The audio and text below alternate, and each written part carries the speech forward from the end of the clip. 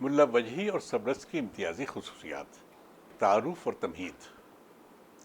بہمنی سلطنت کے خاتمے کے بعد جن 5 مسلم سلطنتوں میں گولکنڈہ کی قطب شاہی سلطنت کو اعزاز حاصل ہے، اس کی سب سے بڑی وجہ یہی ہے کہ قطب شاہی بادشاہوں نے ہی نہیں بلکہ اس دور کے دربار سے وابستہ اہل ذوق نے بھی دکن میں شاعری کی، اور عام شاعروں نے بھی دکنی میں اظہار خیال کر کے شعر گوئی اور نثر نگاری کو فروغ دیا۔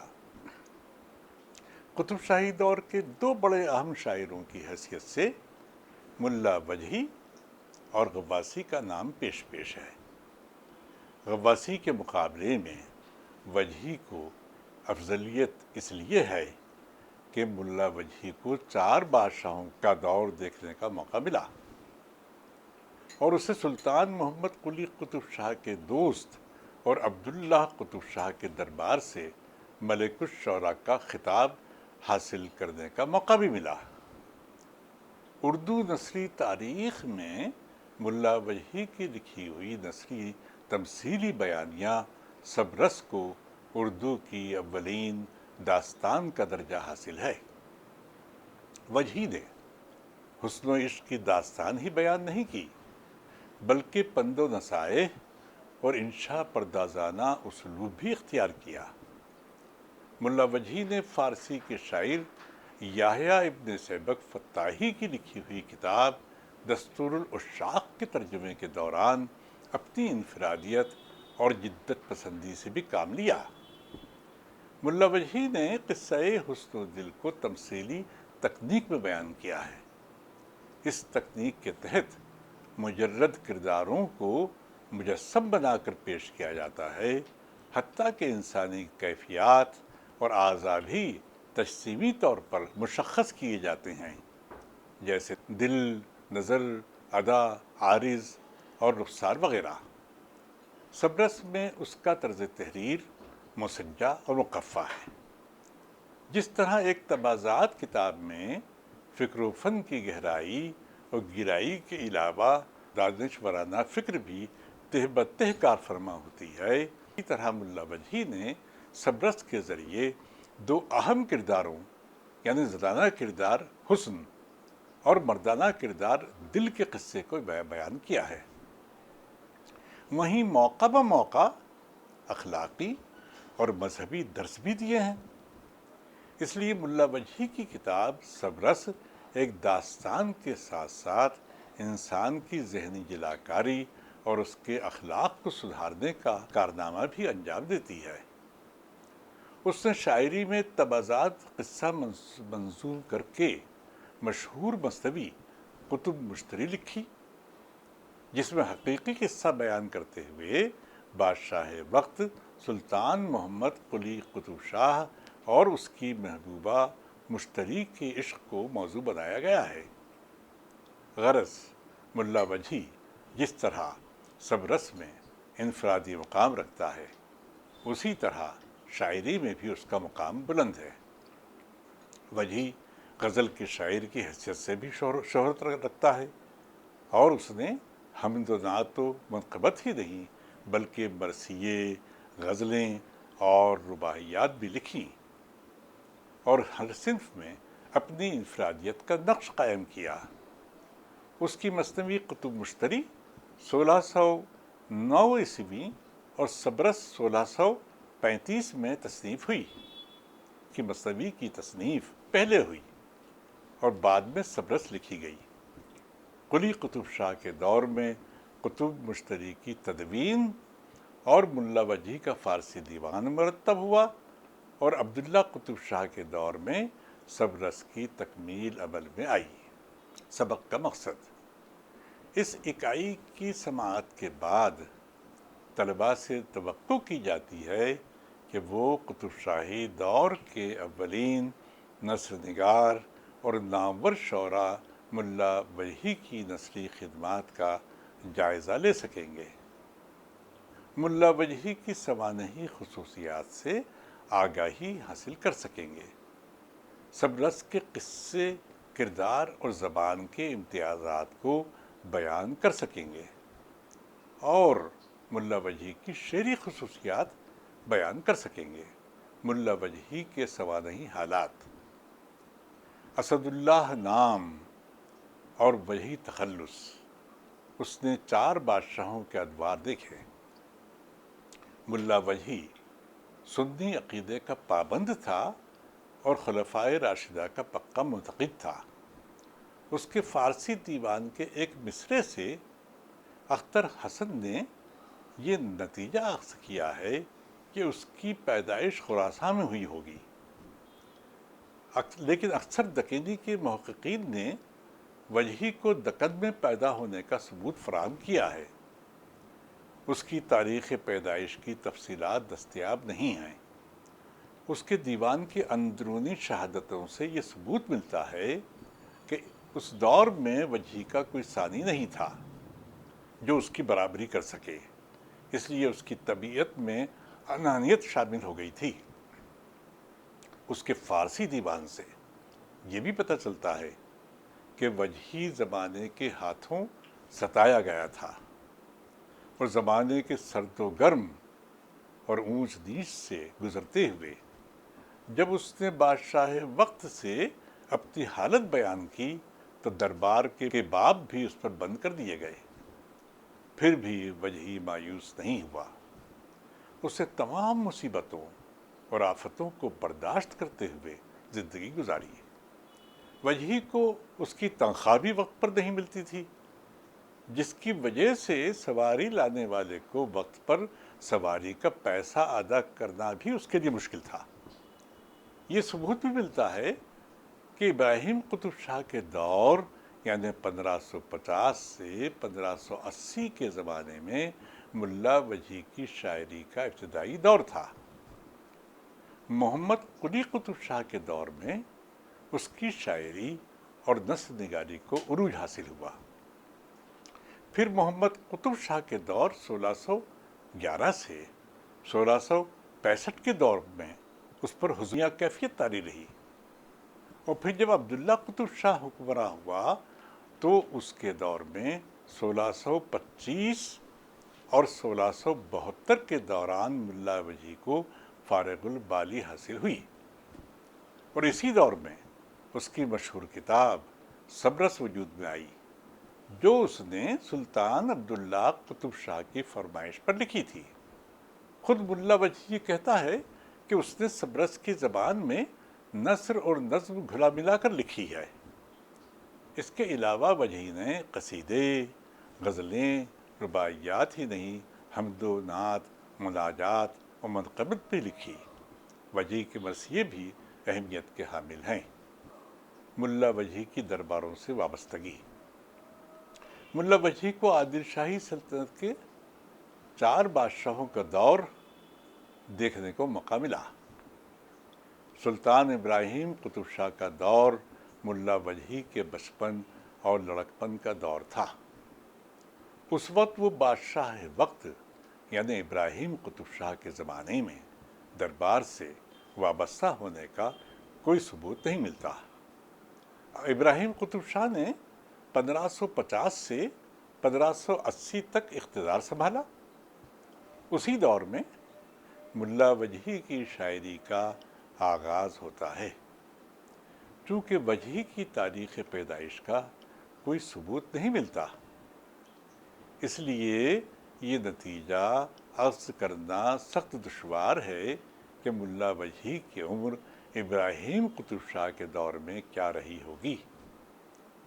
البتہ یہ تصور کر لیا جاتا ہے کہ ابراہیم قطب شاہ کے آخری دور میں ملا وجہی کی پیدائش ہوئی ہوگی، اور اسی زمانے میں اس کا بچپن اور لڑکپن گزرا ہوگا، اور اسی دوران اس نے شعر گوئی کا آغاز کیا ہوگا۔ ابراہیم قطب شاہ کے انتقال کے بعد محمد قلی قطب شاہ حکمراں ہوا، جس نے 1580 سے 1611 تک حکمرانی کی۔ سلطان قلی قطب شاہ کے دور میں ملا وجہی کو بادشاہ کے قریب ہونے اور اس روابط استوار کرنے کا موقع حاصل ہوا۔ اسی دوران اس نے قلی قطب شاہ اور مشتری کے عشق کی داستان کو کتب مشتری میں بیان کیا ہے، جسے اردو کی پہلی توازاد مصنوی قرار دیا جاتا ہے۔ جب محمد قلی قطب شاہ کا انتقال ہو گیا تو اقتدار پر اس کا بھتیجا اور داماد محمد قلی کو اقتدار پر بٹھایا گیا۔ محمد قلی نے 1611 سے 1625 تک حکومت کی۔ اگرچہ محمد قلی نے علم و فن اور شعر و شاعری کی سرپرستی کی اور وہ خود فارسی میں شعر کہتا تھا، ذل اللہ اس کا تخلص تھا، لیکن اس کے 14 سالہ دور حکومت میں غواصی کو نظر انداز کیا گیا، جس کی وجہ سے ملا وجہی اس سے خفا تھا۔ سلطان محمد کے انتقال کے بعد عبداللہ قطب شاہ نے اقتدار سنبھالا اور اس نے ملا وجہی کو دربار میں بلا کر عزت بخشی۔ اسی کے کہنے پر ملا وجہی کی مایۂ ناز کتاب سبرس وجود میں آئی۔ عبداللہ قطب شاہ کا دور اقتدار 1625 سے 1672 تک رہا۔ اس بادشاہ کے عہد میں ملا وجہی کو سہولتیں حاصل ہوئیں۔ ملا وجہی خوددار اور اپنے فن پر فخر کرنے والا انسان تھا۔ اردو ادب کی تاریخ میں سبرس پہلی تمثیلی نثر میں لکھی ہوئی داستان ہے۔ اس نے وجہی کو ادب میں ایک اہم اور منفرد مقام عطا کیا۔ ملا وجہی کے نثری کارنامے۔ سبرس عبداللہ قطب شاہ کی فرمائش کا نتیجہ ہے۔ عبداللہ قطب شاہ کے دور میں دکنی کے دوسرے شعراء بھی اہمیت کے حامل ہو چکے تھے۔ ملا وجہی کے علاوہ غواصی کو بھی شہرت حاصل ہو چکی تھی۔ عبداللہ قطب شاہ کے دربار سے وابستہ شاعروں میں ابن نشاطی، افضل اور طبعی بھی شامل تھے۔ عبداللہ قطب شاہ کے اقتدار کے آغاز یعنی 1625 کے صرف 10 سال بعد یعنی 1635 میں سبرس تصنیف ہوئی، جب تمثیلی تکنیک پہ لکھی ہوئی ہے۔ ڈاکٹر جاوید بشش نے ملا وجہی کی سبرس سے منتخب کر کے ملا وجہی کے انشائیے شائع کیے ہیں۔ ملا وجہی نے سبرس کو داستان کی حیثیت سے پیش کیا جو افسانوی نثر کے ذیل میں آتی ہے۔ اسی افسانوی نثر میں ملا وجہی نے کمال کا مظاہرہ کرتے ہوئے غیر افسانوی نثر یعنی نان فکشنل نثر کی نمائندگی بھی کی ہے۔ سبرس میں انشائیہ یعنی ایسے کی خصوصیات اس امر کی پوری طرح مظہر ہیں۔ عام طور پر قصہ، کہانی کی نثر بیانیہ یعنی نریٹیو اور غیر افسانوی نثر بیانیہ کے بجائے وضاحتی یعنی ڈسکرپٹیو ہوتی ہے۔ ملا وجہی کا کمال یہی ہے کہ اس نے سبرس میں مسجع اور مخفف طرز کی بھی نمائندگی کی۔ ملا وجہی کے سامنے نثر کی کوئی مثال موجود نہیں تھی۔ اس نے اپنی ذہانت اور غیر معمولی استعداد سے کام لے کر ایسی نثر کی بنیاد رکھی جو ادبی کہلاتی ہے۔ خود ملا وجہی نے اپنی کتاب کے دیباچے میں واضح کر دیا ہے کہ وہ ایک منفرد قصہ منفرد اسلوب میں پیش کر رہا ہے۔ یہی وجہ ہے کہ ملا وجہی اپنی ذہانت کو بروئے کار لایا اور نثر کو ایک ایسا اسلوب مہیا کیا جو منفرد اور تخلیقیت سے معمور ہے۔ سبرس میں فارسی مقولے، قرآنی آیات اور احادیث کے عربی فقروں اور ملفوظات کا ایک رواں سلسلہ سا قائم ہے جو قصے کے تسلسل میں بھی مانے آتا ہے۔ سبرس اس امر کی بھی مظہر ہے کہ وجہی کو بیانیہ پر پوری قدرت حاصل تھی۔ اسے قصہ گوئی کا فن آتا تھا جو ایک مشکل ترین فن ہے۔ اگرچہ سبرس ایک ترجمہ یافتہ خیالی قصہ ہے، لیکن وجہی کی قوت بیان نے اسے انتہائی مؤثر بنا دیا ہے۔ اصل تصنیف کا یہ منوعن ترجمہ بھی نہیں ہے کیونکہ وجہی نے اس میں جا بجا تصرفات سے کام لیا ہے، کہیں ترمیم کی ہے اور کہیں اضافہ کیا ہے۔ سبرس کی زبان اور قصہ۔ نثر نگار کی حیثیت سے ملا وجہی کی زبان تجزیے سے یہ نتیجہ اخذ کیا جا سکتا ہے کہ اس نے اگرچہ دکنی کی متروک لفظیات کو اپنے اسلوب کا وسیلہ بنایا، تاہم سادگی، روانی اور بے ساختگی اس کی نثر کا خاص وصف ہے۔ اس نے سنسکرت لفظیات کی کمی اور فارسی مقولوں کے علاوہ عربی آیات اور احادیث کے ذریعے زبان کو زیادہ قابل قبول بنانے کی سعی کی۔ اس نثر میں اگرچہ عشقیہ قصہ بیان کیا گیا ہے، لیکن تصوف کے مسائل اور متعلقات بھی سبرس میں تواتر کے ساتھ واقع ہوتے ہیں، جس میں انشائیہ نگاری کا عنصر بھی ہے اور پند و نصائح کے ذریعے اخلاق آموزی کا مقصد بھی۔ اس کی نثر مسجع اور مقفع ہے۔ ڈاکٹر جمیل جالبی نے سبرس کی نثر کو دکنی قرار دیتے ہوئے اس کے اسلوب، لہجے اور صرفی پہلوؤں کے پیش نظر دکنی انداز کی تعریف کی ہے۔ سبرس میں آب حیات کی تلاش کے قصے کو تمثیلی پیرائی میں بیان کیا گیا ہے۔ قصے کا آغاز شہر نیستاں کے بادشاہ عقل کے لڑکے دل سے شروع ہوتا ہے، اور بادشاہ عقل نے اپنے لڑکے دل کو تن کی مملکت سونپ دی ہے۔ عقل کے دربار میں آب حیات کا ذکر ہوتے ہی اسے حاصل کرنے کے لیے دل بے چین ہو جاتا ہے اور اپنے جاسوس نظر سے آب حیات کا پتہ چلانے کا ذکر کرتا ہے۔ نظر سفر کرتا ہوا شہر عافیت میں پہنچتا ہے، جس کا بادشاہ ناموس بڑا مہمان نواز ہے، جس سے آب حیات کی تعریف سن کر نظر کا اشتیاق بڑھ جاتا ہے اور سفر کرتے ہوئے زہد کے پہاڑ تک پہنچتا ہے، جہاں زرق نامی بوڑھا اسے پتہ دیتا ہے کہ آب حیات کا چشمہ جنت میں ہے، جس کی تلاش میں نظر جنگل کی ایک فرق بوس عمارت کے قریب کے ایک قلعہ ہدایت تک پہنچتا ہے، جس کا بادشاہ ہمت ہے، جو نظر پر واضح کرتا ہے کہ آب حیات کے چشمے کا پتہ بتانے کی اس میں تاب نہیں۔ نظر مایوس ہوئے بغیر ہمت سے مدد کی درخواست کرتا ہے، جس پر ہمت پتہ دیتا ہے کہ مشرق کے ایک ملک کا بادشاہ عشق ہے، اس کی ایک بیٹی حسن ہے، جس کی سہیلیاں ناز، غمزہ، اشباع، ادا، دلربائی، خوشنمائی اور لطافت ہیں۔ شہزادی حسن شہر دیدار میں رہتی ہے۔ شہر دیدار تک پہنچنے کی دشواریوں کے بعد نظر کو بتایا جاتا ہے کہ اسی شہر دیدار کے باغ میں، جس کا نام رخسار ہے، جس میں دہن نام کا چشمہ ہے، اسی میں آب حیات ہے۔ شہر دیدار تک پہنچنے کے لیے راستے میں سبکسار نامی شہر کا محافظ رقیب بادشاہ کا تابع فرمان ہے، جو کسی کو ملک عشق کی طرف جانے نہیں دیتا۔